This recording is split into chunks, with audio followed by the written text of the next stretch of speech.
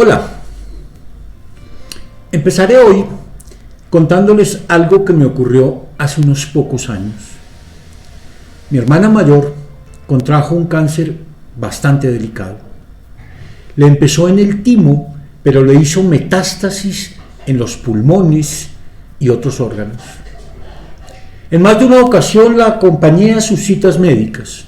En una de ellas, y después de muchos exámenes, la médica que la examinaba le dijo en mi presencia que su cáncer era muy delicado y debía someterse a cuidados paliativos. Cuando escuché esta expresión, cuidados paliativos, quise entender con mayor claridad a qué se refería. Le pregunté entonces a la médica por el significado de esta expresión y empecé por indicarle que la entendía como los cuidados que se dan a una persona que está desahuciada para que tenga una muerte menos dolorosa. Ella, sin embargo, me indicó que el término había que entenderlo de una forma muy diferente, que los cuidados paliativos no consistían en ayudar a morir a las personas con menor dolor, sino en ayudarles a las personas que estaban en una situación de salud precaria a llevar una vida mejor.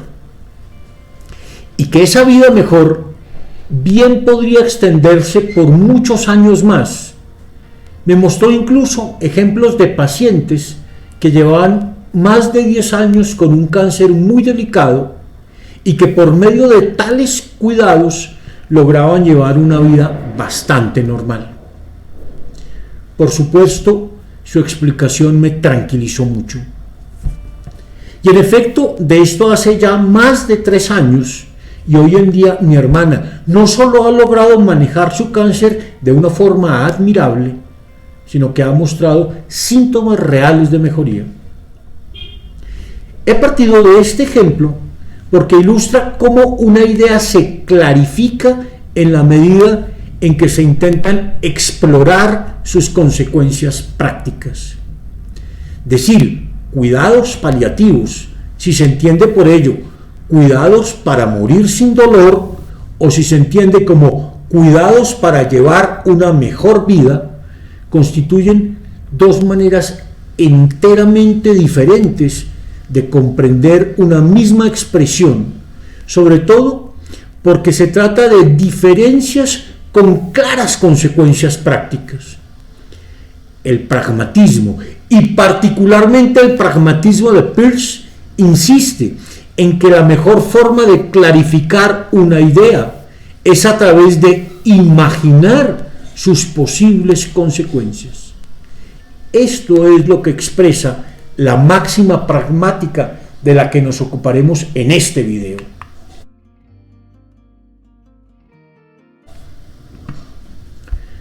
Pero hay otra razón para empezar por este ejemplo. Nos ayuda a entender mejor en qué consiste una creencia o tener una creencia. Analicémoslo un poco más detenidamente. Toda creencia es, en primer lugar, un percatarse de algo, es decir, algún tipo de toma de conciencia. Acompañar a mi hermana a su cita con la médica me hizo adquirir una mejor conciencia de su estado de salud. Toda creencia es, en este sentido, algún tipo de contenido mental.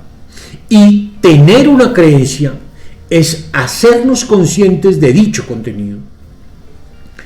En segundo término, toda creencia es, como bien lo ha dicho Peirce, un apaciguamiento de una duda que nos irrita, pues la creencia genera estabilidad, tranquilidad, seguridad. Entender en qué consistían los cuidados paliativos me tranquilizó mucho, entre otras cosas porque supe a partir de ese momento a qué tenía que atenerme en relación con la enfermedad de mi hermana. Creer algo de un modo firme y estable tiene un claro efecto psicológico, genera seguridad y tranquilidad. Pero no todo es un asunto interior o psicológico. Toda creencia tiene, en tercer lugar, un efecto práctico en nuestras vidas, pues, dice Peirce, implica el establecimiento en nuestra naturaleza de una regla de acción. Dicho de otra manera, nuestras creencias siempre son hábitos, pues nos disponen a actuar de una o de otra manera. En el ejemplo que he puesto, la comprensión del significado de la expresión cuidados paliativos no solo mejoró mi disposición para la aceptación tranquila de dicho término, sino que modificó nuestra disposición para actuar ante una circunstancia tan difícil como la de un cáncer avanzado en un ser querido. Nos llevó a enfatizar determinados cuidados y a pensar en que, pasado un tiempo, serían posibles otras alternativas de acción, como por ejemplo una posible cirugía. Hay pues en toda creencia tres elementos fundamentales. Uno, un contenido mental del que nos hacemos conscientes. Dos, una sensación de apaciguamiento. Y tres, una disposición para actuar en una determinada dirección.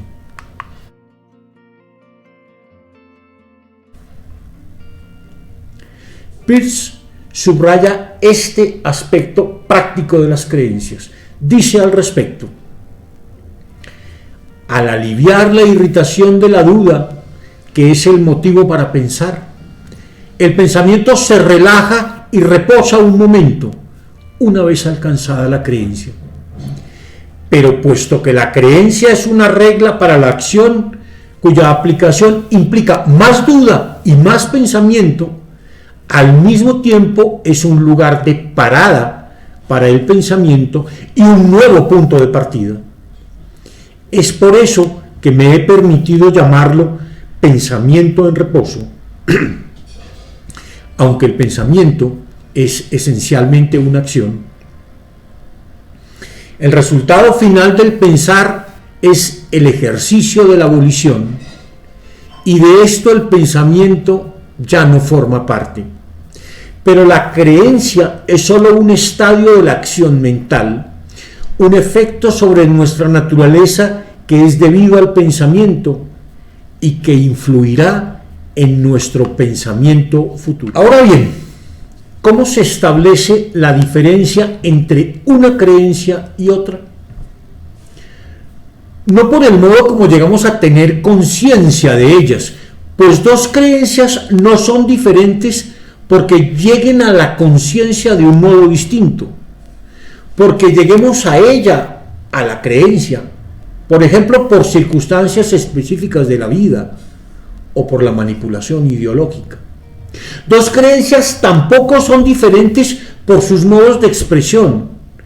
No son diferentes, por ejemplo, porque den lugar a un cierto culto, como ocurre con las creencias religiosas, o no den lugar a ese tipo de manifestaciones, como ocurre con las creencias científicas. Menos aún, la diferencia entre creencias es un asunto de construcción gramatical. Peirce no es un filósofo analítico que pretenda que las diferencias fundamentales entre dos creencias o formas de expresión son de orden gramatical. La verdadera diferencia que pueda existir entre dos creencias solo se puede establecer por sus consecuencias prácticas. Dos creencias son distintas si implican hábitos de acción diferentes. La esencia de la creencia, dice Peirce, es el establecimiento de un hábito, y las diferentes creencias se distinguen por los diferentes modos de acción a que dan lugar.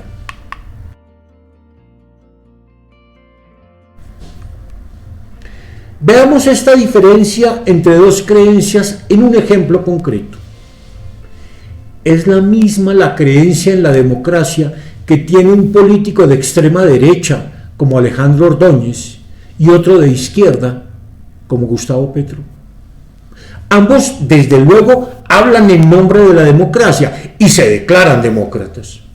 Sin embargo, sus hábitos de acción son totalmente diferentes en temas centrales de la democracia de hoy, como por ejemplo los derechos de la comunidad LGBTI, que el uno rechaza abiertamente y el otro defiende, o el aborto, que uno considera un crimen y el otro un derecho, o sobre la familia, o el modo como conciben el uso del poder disciplinario, o la actitud que tienen ante las violaciones de los derechos humanos.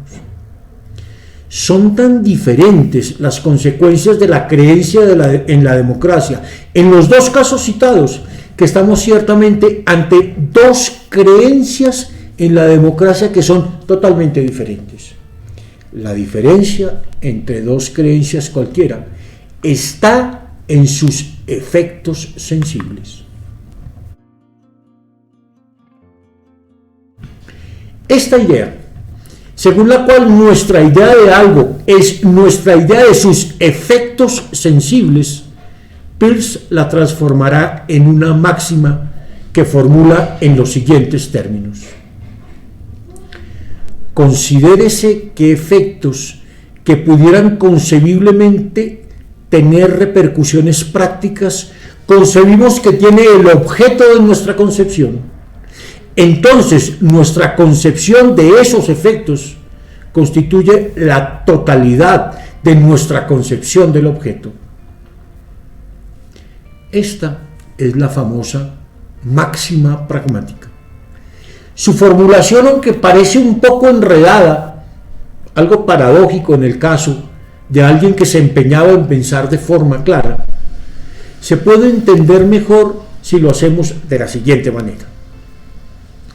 Partamos del hecho de que tenemos una creencia, que puede tener la forma de una noción científica o filosófica, de una proposición o de una relación entre conceptos.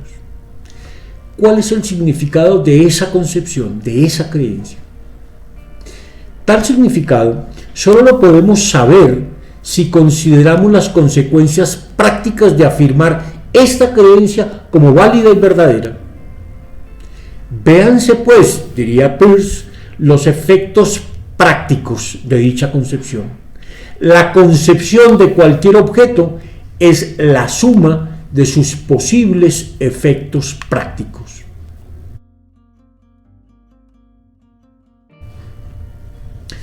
Hagamos algunas observaciones adicionales a esta máxima para su mejor comprensión. En primer lugar, hay que tener en cuenta que la máxima se refiere al significado y no a la verdad de una concepción o una proposición. La máxima pragmática no pretende determinar si una proposición es verdadera o no, sino solo comprender su significado. No es pues un criterio de verdad, sino de sentido. En tal sentido, la máxima pragmática es una clave para clarificar las ideas. Nunca fue la pretensión de Peirce la de ofrecer garantías de la verdad de una concepción o de una proposición, pues reconoce que toda concepción es falible. Un auténtico pragmatista no pretende tener la verdad, sino solo pensar del modo más claro posible. No sobra recordar que la máxima pragmática está formulada en términos de efectos concebibles y posibles, y no de efectos puramente materiales. Peirce es muy cuidadoso en el uso de los términos. Dice siempre considérese, concebiblemente, concepción de los efectos, etc. No se trata entonces de pensar en consecuencias materiales, sino en todos los efectos concebibles de nuestra concepción, es decir, en consecuencias teóricas y prácticas, éticas, estéticas, etc. En ese sentido, la máxima pragmática no es una máxima escéptica o materialista, sino que se inspira más bien en la famosa máxima evangélica: por sus frutos los conocerán. Tampoco hay que interpretarla en sentido individualista. En realidad, la máxima pragmática es un reflejo muy claro del modo de pensar de alguien que está acostumbrado a los procedimientos científicos. Veamos esto más despacio. Lo que hace un científico, al menos como lo entendió Peirce, es sobre todo producir ideas y ponerlas a prueba a través de sus consecuencias. Es cierto que los científicos hacen muchas cosas, por ejemplo, hacen observaciones, mediciones, cálculos, experimentos, demostraciones, plantean hipótesis, se hacen preguntas y muchas cosas más. Pero lo esencial es esto último. Un buen científico es el que hace buenas preguntas y sugiere buenas respuestas, es decir, las mejores hipótesis para ellas, para responder a esas preguntas. Ya veremos, cuando estudiemos la lógica de la investigación peirciana, que el trabajo científico consiste en 3 procedimientos lógicos básicos. En primer lugar, formular hipótesis que expliquen los datos que tenemos, lo que él llamará abducción. En segundo término, extraer las consecuencias de dichas hipótesis por medio del razonamiento lógico, lo que solemos llamar deducción. Y en tercer lugar, comprobar en casos particulares las consecuencias previstas, que es propiamente la inducción. El científico es el mejor ejemplo posible de alguien que al pensar aplica la máxima pragmática.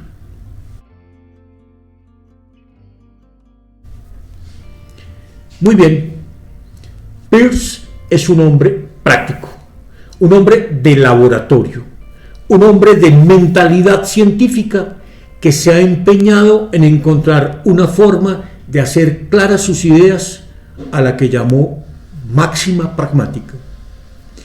Por supuesto, lo que quiere mostrarnos es que esa máxima funciona en la práctica. Si queremos ser consecuentes con dicha máxima, hay que ponerla a prueba por sus frutos, por sus efectos sensibles, por sus consecuencias. Hay que poner pues ejemplos concretos de cómo la aplicación de la máxima pragmática ayuda a hacer claras nuestras concepciones, y hay que mostrar además que funciona en diversos tipos de concepciones.